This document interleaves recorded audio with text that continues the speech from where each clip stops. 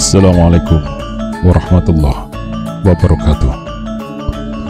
Rahayu Sagung Dumadi. Kembali lagi Gajah Mada bagian ke-29. Srijaya Negara yang berjalan terseok-seok itu akhirnya tidak tahan lagi. "Kita harus berjalan, tuanku," ucap Bekel Gajah Mada. "Tujuan kita sudah dekat. Tuanku nanti bisa beristirahat sepuas-puasnya." Srijaya Negara benar-benar mengalami keletihan yang luar biasa. Sejak petang, Bekel Gajah Mada mengajaknya berjalan dan terus berjalan ke arah barat. Perjalanan yang nyaris tanpa ujung itu menyebabkan kedua kakinya ngilu, bahkan bengkak. Sebaliknya, Gajah Mada merasa tempat itu terlalu dekat dengan kota raja. Bisa saja sekelompok prajurit yang sedang angklang mempergoki mereka. "Aku tak peduli akan kau bawa kemana," lanjut Jaya Negara, "tetapi mestinya aku ditandu. Aku seorang raja. Kau perlakukan Srijaya Negara seperti ini?" Bekel Gajah Mada memandang Jaya Negara. Namun, raut wajah Raja Majapahit itu tidak terlihat karena gelap malam membungkusnya. Sebagian langit berbintang, sebagian langit terbungkus oleh mendung tebal. Gemerlap bintang-bintang yang ada terlalu lemah untuk memberi cahaya menerangi wajah Jaya Negara atau Gajah Mada. "Hamba, tuanku," Bekel Gajah Mada berbicara dengan tenang. "Apabila hamba memenuhi permohonan tuanku untuk ditandu, maka dengan sangat mudah Rakuti akan menemukan jejak tuanku. Kalau ada seseorang ditandu melewati daerah ini, penduduk akan dengan mudah mengambil simpulan orang yang berada dalam tandu tentu orang penting." Jaya Negara tak lagi merajuk. "Tempat ini masih terlalu dekat dengan kota raja," Gajah Mada melanjutkan. "Pasukan berkuda mempunyai daerah jajahan jauh lebih luas dari tempat ini. Mereka bisa menjangkau Madiun di barat dan Pasuruan Probolinggo di timur. Bahkan bisa sampai di Benteng Pajarakan hanya dalam waktu sehari. Nasib malang dan amat buruk akan menimpa tuanku jika tak segera menjauh dari kota raja." "Aku lelah sekali," jawab Jaya Negara. "Aku benar-benar tidak mampu lagi berjalan." "Terserah kalau kau akan menggendongku. Kalau harus berjalan, kakiku kaku semua." Mendapat jawaban itu menyebabkan Gajah Mada tidak bisa menahan tawanya. Apa boleh buat, meski cemas, Gajah Mada memang harus memberi kesempatan kepada Srijaya Negara untuk beristirahat. Namun, Gajah Mada segera membayangkan keluhan yang lain. "Nyamuk sialan," umpat Jaya Negara. "Apakah nyamuk di tempat ini benar-benar sudah kelaparan hingga mereka berperilaku ganas seperti ini? Apakah mereka tidak tahu aku ini Jaya Negara?" Nyamuk-nyamuk memang tidak peduli siapapun, tak peduli raja atau orang biasa. Untuk pertama kalinya sepanjang hidupnya, Jaya Negara merasa sangat menderita. Sebagai raja, ia disembah dan segala kehendaknya selalu dilaksanakan. Kini keadaan telah berubah sama sekali. Rakuti telah menggusurnya hingga Jaya Negara harus terlunta-lunta. Nyamuk dan gatal di sekujur tubuhnya membuat Jaya Negara sangat menderita. Jaya Negara menjadi heran melihat Bekel Gajah Mada tidak merasakan semua itu. "Apakah kau kebal gigitan nyamuk?" tanya Jaya Negara. "Tentu tidak, tuanku," jawab Bekel Gajah Mada. "Untuk menjadi prajurit, lebih-lebih prajurit Bayangkara, harus melewati pendadaran yang sangat berat. Tubuh harus kuat, terampil menghadapi medan macam apapun, terampil dalam olah peperangan. Dalam perang, seorang prajurit harus mampu mempertahankan diri menghadapi keadaan macam apapun, termasuk keadaan ini. Perjalanan jauh, gigitan nyamuk, tidak ada artinya apa-apa. Prajurit digembleng sedemikian kerasnya adalah untuk bela negara dan melindungi keselamatan tuanku. Oleh karena itu, hamba berpendapat tidak ada salahnya jika tuanku harus mampu berjalan. Meski tuanku seorang raja, jangan mau kalah dengan prajurit. Jayanegara terdiam. Ucapan Bhayangkara Gajah Mada itu mampu menggugah semangatnya. Jayanegara akan berdiri, tetapi kakinya benar-benar terasa nyeri. Jayanegara tak mampu bangkit. Aku tidak kuat. Suara Jayanegara lirih. Gajah Mada menghela nafas. Hamba tuanku. Gajah Mada menjawab, sebenarnya tuanku mampu. Hambatan yang tuanku alami terletak pada kemauan. Bangkitkan kemauan itu. Bayangkan Rakuti di belakang sana dengan pasukan segelar sepapan tengah memburu tuanku. Jika tuanku berhasil ditangkap, tuanku akan dijadikan pangewan-ewan. Tuanku akan dipermalukan di alun-alun. Setiap orang diwajibkan menghukum picis. Keadaan itu sangat mengerikan.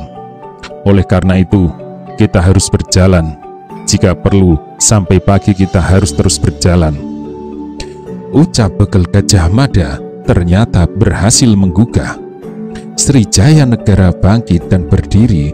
Dengan langkah tegap, Sri Jayanegara mengayun kaki.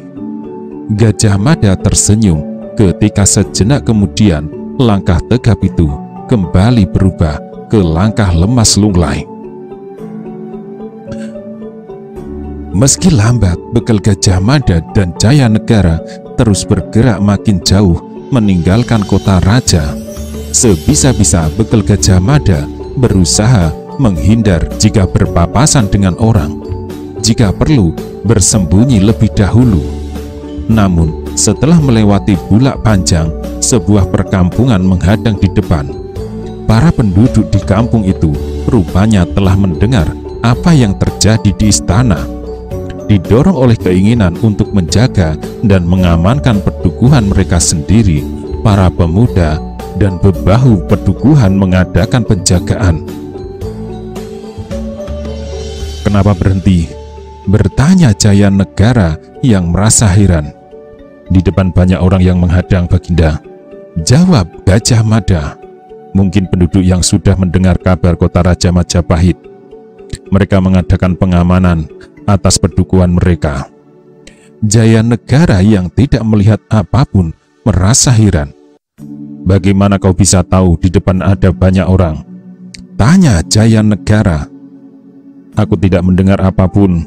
Aku juga tidak melihat apapun. Bagaimana kau bisa tahu, Gajah Mada? Sebagai prajurit, lebih-lebih prajurit Bhayangkara, Gajah Mada dituntut selalu waspada dan mampu membaca keadaan. Tuanku, berkata Gajah Mada. Jayanegara mengusap wajahnya yang berdebu. Bagaimana? Balas Jayanegara. Kita akan menghadapi banyak pertanyaan dari orang yang punya rasa ingin tahu macam-macam. Untuk menghadapi pertanyaan itu, kita harus menyediakan jawaban.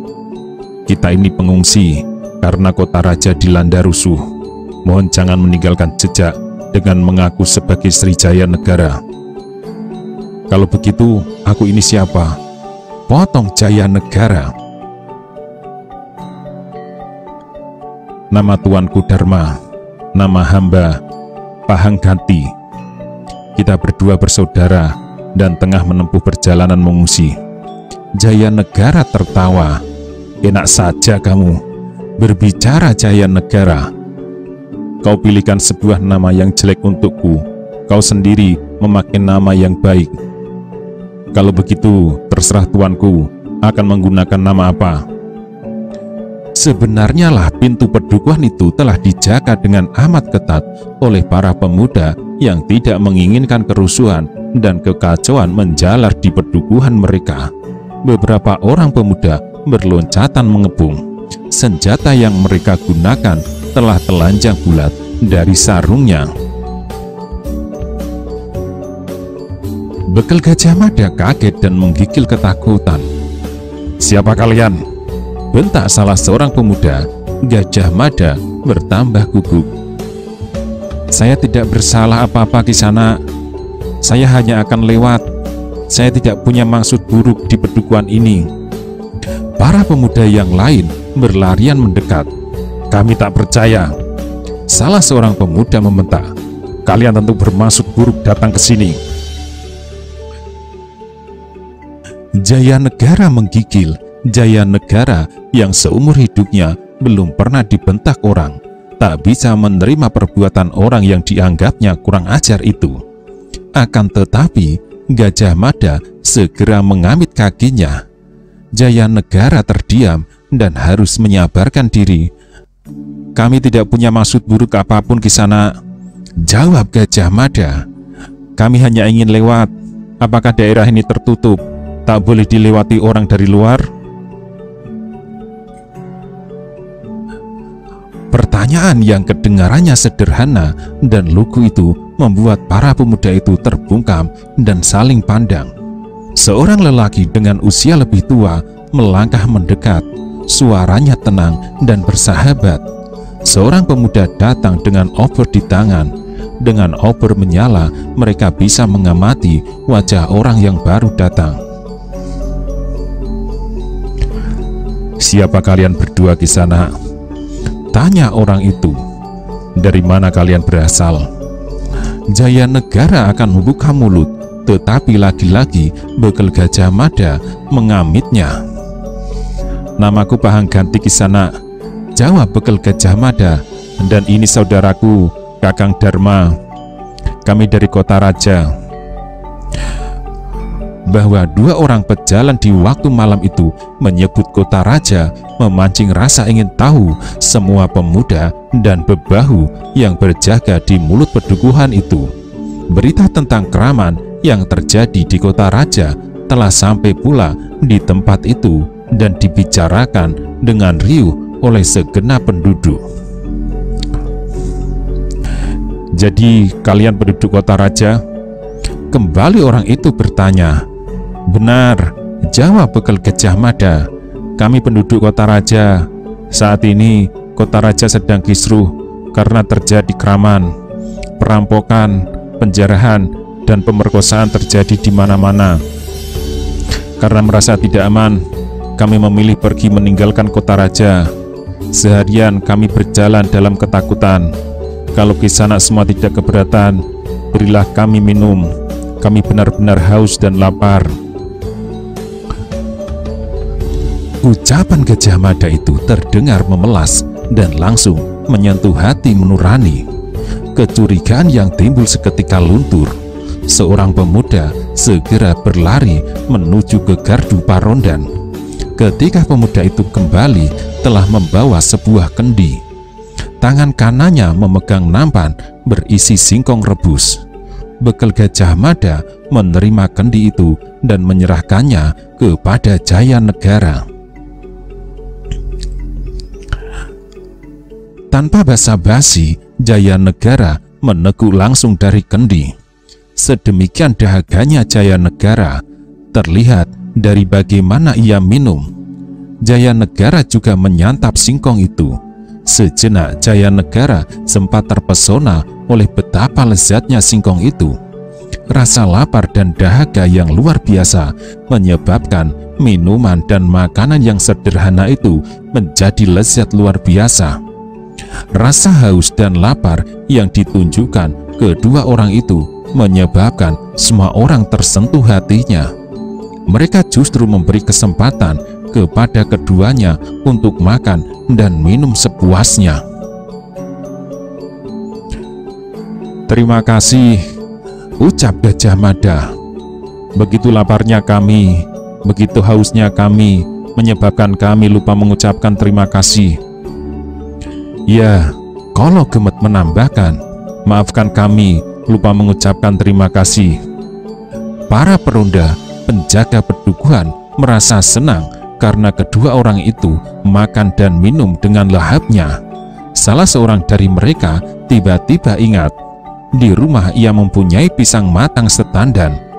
Ia segera berlari pulang ke rumahnya yang tidak jauh. Ketika kembali, ia membawa pisang setandan itu dan langsung disuguhkan. Jayanegara seperti orang yang membalas dendam. Pisang itu pun disantapnya. "Sebenarnya apa yang terjadi di kota raja?" tanya salah seorang penduduk.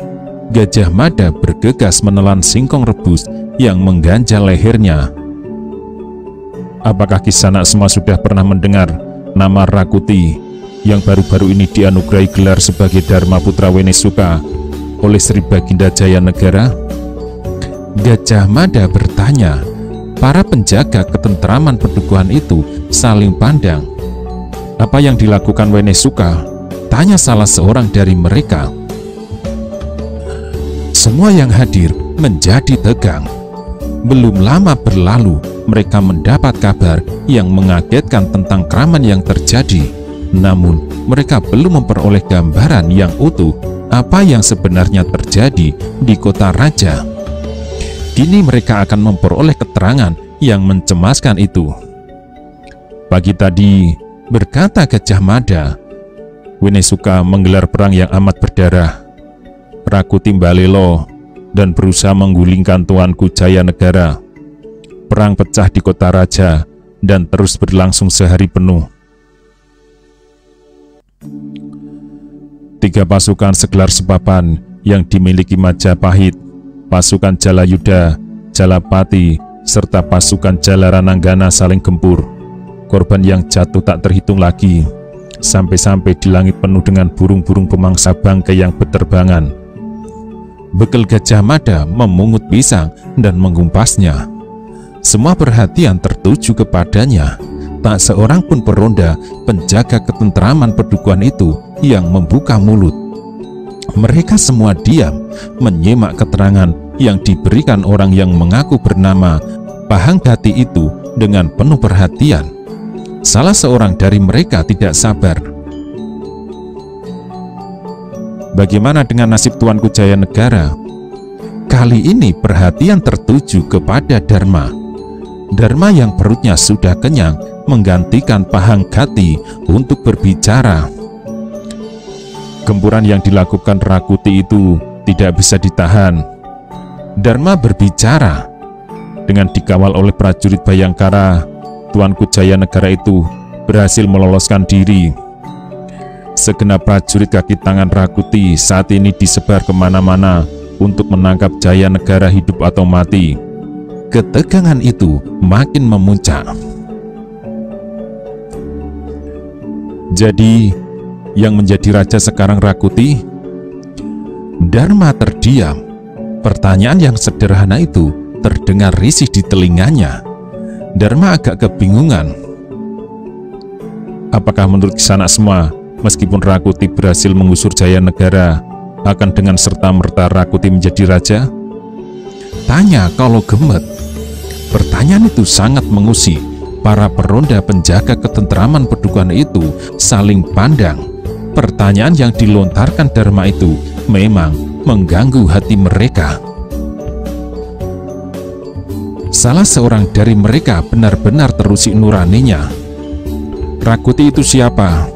ucap dengan nada kurang begitu senang. "Rakuti dan para Wenesuka itu tak punya andil apa-apa dalam membangun Majapahit. Raden Wijaya yang telah dengan susah payah membangun negeri ini.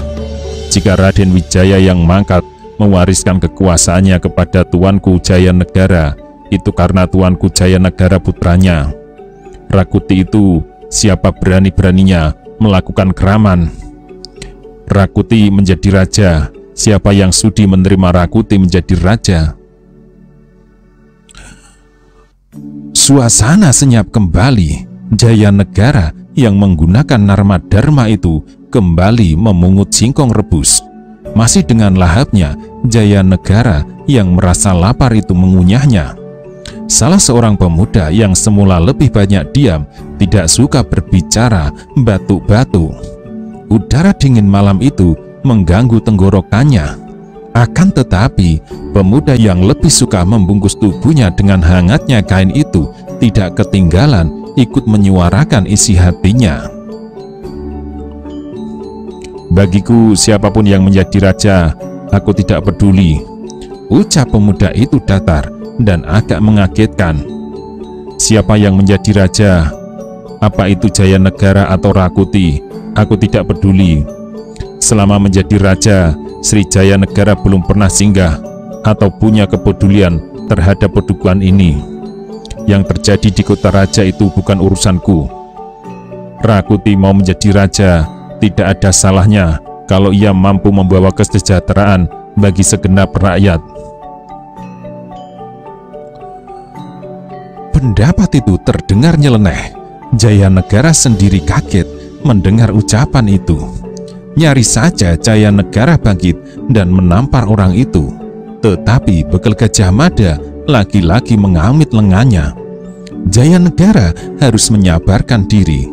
Bekal Gajah Mada memberi contoh menekan dada dan menarik nafas panjang. Jayanegara mengikutinya. Pendapatmu aneh sekali, terdengar seseorang bicara lirih. Kini semua perhatian tertuju pada pemuda sakit-sakitan yang berkemul sarung itu.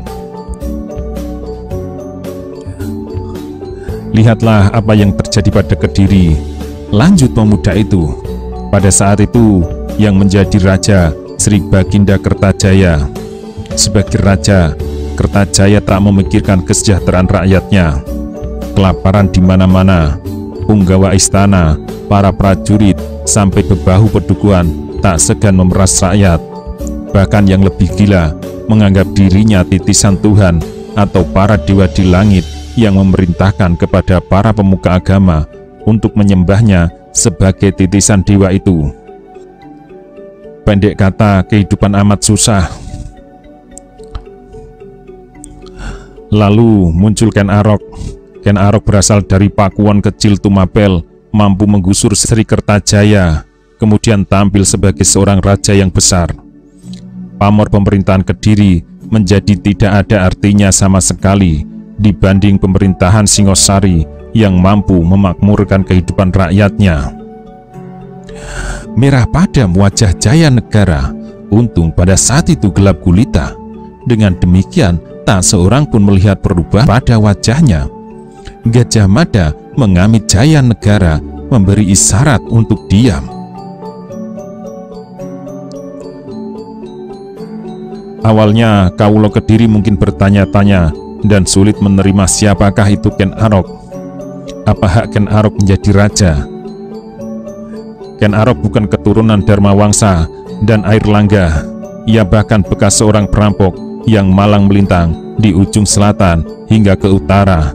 Bahkan bagaimana dan dari mana asal-usulnya tak seorang pun yang tahu. Namun karena Ken Arok mampu membawa Singosari menjadi sebuah negara yang besar dan rakyat hidup makmur, tidak seorang pun yang mempersoalkan dengan cara bagaimana Ken Arok meraih puncak tampuk pimpinan. Kurasa demikian pula dengan Rakuti. Kalau Rakuti mampu membuktikan dirinya pantas menjadi raja, apa salahnya? Gajah Mada yang memakai nama Pahanggati itu mangut-mangut. Tampaknya Kisana kurang begitu suka kepada tuanku Jayanegara. Gajah Mada memancing. Tidak, jawab pemuda dengan kemul sarung itu. Selama ini aku belum pernah bertemu dengan tuanku Jayanegara. Aku tidak punya alasan untuk membenci beliau. Menurutku, siapapun yang menjadi raja, entah Rakuti atau tuanku Jayanegara, harus mengayomi rakyat. Kalau Rakuti ternyata bisa tampil menjadi raja yang baik, tidak ada salahnya menerima Rakuti. Pendapat itu ternyata mengusik temannya yang lain. seorang pemuda dengan ikat kepala terbuat dari kain wulung. Kurasa Rakuti itu ngawur. Pemuda itu bicara pendek. "Heh, ngawur gimana?" balas pemuda berkemul sarung. "Negara ini punya tatanan," jawab pemuda dengan ikat kepala kain wulung itu.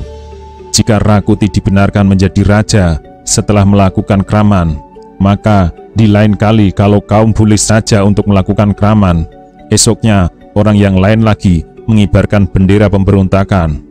Lalu hidup makmur tentram Kertarajasa kapan?" Sebuah pendapat yang menarik. Jayanegara yang menggunakan nama Dharma itu menyimak dengan seksama. Inilah untuk pertama kalinya Jayanegara mendengarkan langsung apa yang diinginkan rakyatnya. Hal yang kelihatan sepele dan luput dari perhatiannya. "Lihatlah," lanjut pemuda berikat kepala itu, "kita di sini hanya rakyat kecil. Namun apapun yang terjadi di kota raja, imbasnya pasti mengenai kita rakyat kecil. Kalau saat ini terjadi peperangan, maka kita boleh mulai membayangkan dari sekarang. Kekacauan akan mengamuk di mana-mana. Perampok yang selama ini bersembunyi mulai bermunculan. Kalau sudah begitu, kita yang menderita. Yang kita inginkan hanyalah suasana aman, tenang, dan damai. Jika negara tenang, raja memperhatikan nasib rakyat, dan rakyat mencintai raja. Hidup serba kecukupan, sesama umat manusia hidup rukun dan damai tanpa permusuhan. Setiap orang berpapasan selalu melempar senyum, maka bayangkanlah betapa indahnya keadaan itu." Suasana menjadi sunyi senyap. Sri Jayanegara sependapat betapa indahnya keadaan itu. Hidup rukun dan damai, negara aman tentram. Betapa indahnya keadaan itu. Akan tetapi, pemuda berikat kepala kain wulung itu barangkali tidak pernah membayangkan betapa beratnya tugas seorang raja. Menjadi raja tidak hanya sebatas mewarisi tahta dari raja pendahulunya. Menjadi raja harus memikirkan bagaimana merangkum keinginan segenap kawulonya. Sejumlah banyaknya manusia yang mengayom serta diayomi Majapahit. Setelah makan dan minum sepuasnya, Jayanegara mulai diserang kantuk. Justru karena itu, Bekal Gajah Mada segera mengamitnya. "Kisanak semuanya," Bekal Gajah Mada berkata, "aku mengucapkan banyak terima kasih atas sambutan yang sangat bersahabat ini. Sampai kapanpun, kami berdua tak akan pernah melupakan kebaikan Kisanak semua. Kami yang nyaris mati merasa mendapat tambahan tenaga dan hidup kembali oleh singkong yang lezat luar biasa ini." Para peronda itu tertawa. Seorang di antaranya bahkan terkekeh. "Kami berdua mohon pamit. Kami harus melanjutkan perjalanan. Kami berharap besok ketika matahari terbit, kami sudah sampai. Besok kami akan balas dendam dengan tidur sepuasnya." Peronda yang usianya paling tua mewakili teman-temannya. "Apakah tak sebaiknya kalian menginap saja?" cegahnya. "Besok pagi kalian bisa melanjutkan perjalanan setelah beristirahat semalam. Tidurlah di rumahku."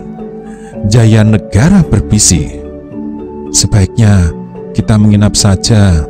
Gajah Mada menggeleng. "Terima kasih untuk tawaran yang sangat bersahabat itu, tetapi kami harus segera pergi." Para peronda yang ramah itu tidak bisa memaksa. Mereka harus melepas kepergian dua pejalan kaki itu agar tidak ada masalah selama masih berada di pedukuhan itu. Salah seorang peronda akan mengawal sampai batas pedukuhan.